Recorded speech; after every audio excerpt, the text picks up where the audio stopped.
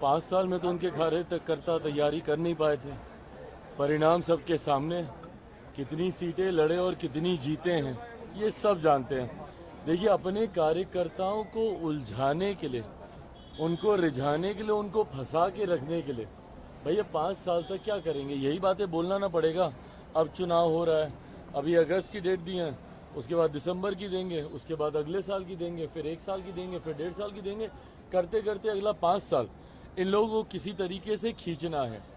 हकीकत है, और इस बात को मैं पूरी एनडीए के एक एक घटक दल के बिहाफ पर बोल सकता हूँ। जिस मजबूती से आज केंद्र में हमारे प्रधानमंत्री नरेंद्र मोदी जी के नेतृत्व में ये सरकार चल रही है, अगले 5 साल ये सरकार ना सिर्फ इसी मजबूती से अपना कार्यकाल पूरा करेगी, बल्कि इन 5 सालों में भी कई बड़े और कड़े फैसले प्रधानमंत्री जी के नेतृत्व में देश हित में लिए जाएंगे, जिसका मजबूती से समर्थन एनडीए का हर एक घटक दल करेगा।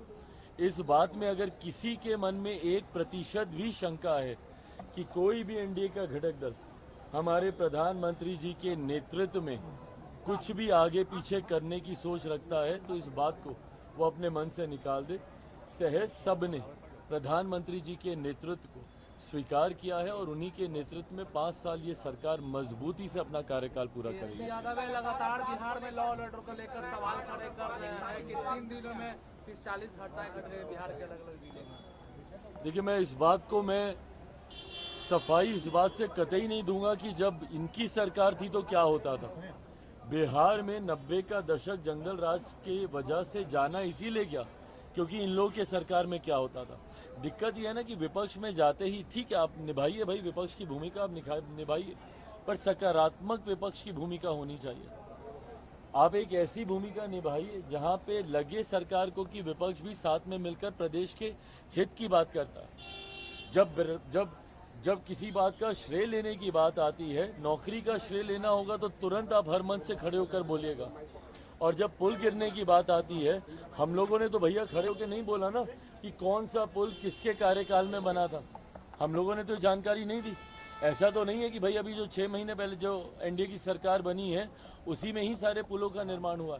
हम तो इस बात को सहज स्वीकार भी करते कि हमारी सरकार है भैया, जिम्मेदारी है हम लोग की। पर ऐसे में जब आप उंगली उठाते हैं तो आप ये भी तो देखिए कि आपके कार्यकाल में क्या होता था।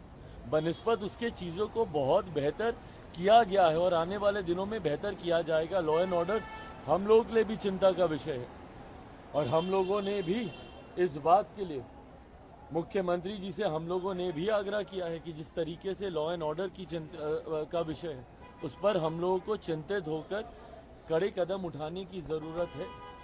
पुल गिरे उसको भी लेकर हम सब चिंतित हैं कि गुणवत्ता के साथ कभी किसी तरीके का कोई समझौता बर्दाश्त नहीं किया जाएगा। पर विपक्ष की भी जिम्मेदारी बनती है कि ऐसे में सकारात्मक भूमिका निभाए।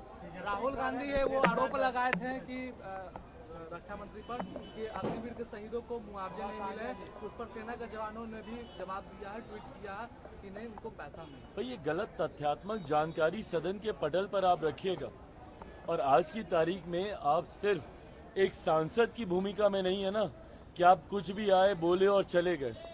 आज की तारीख में से एक संवैधानिक पद पर आप बैठे हुए हैं। एलओपी की पद की एक अपनी गंभीरता होती है और उसको गंभीरता से लिए जाना जरूरी है।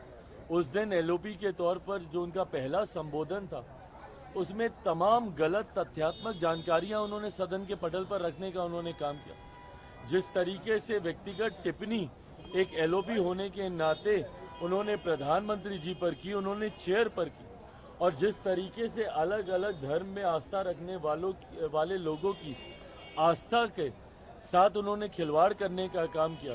कभी महादेव की तस्वीर को लहराना, कभी अलग अलग धर्म की तस्वीर को लहराना, और उसके बाद जितने धर्म गुरु हैं उन्होंने सामने आकर उससे अपनी असहमति दर्ज की। उसी क्रम में उन्होंने तमाम ये गलत तथ्यात्मक जानकारी रखी। जब उन्होंने अग्निवीर का जिक्र किया, उसी वक्त केंद्रीय रक्षा मंत्री आदरणीय राजनाथ सिंह जी ने खड़े होकर उस बात का खंडन करने का काम किया। पर दिक्कत यह है ना कि एक एलओपी होने के नाते अगर आप अपने पद की गरिमा को नहीं समझेंगे अगर इस तरीके से हल्के में आप बयानबाजी करते रहेंगे तो आप अपने पद की मर्यादा को कम करने का काम करेंगे।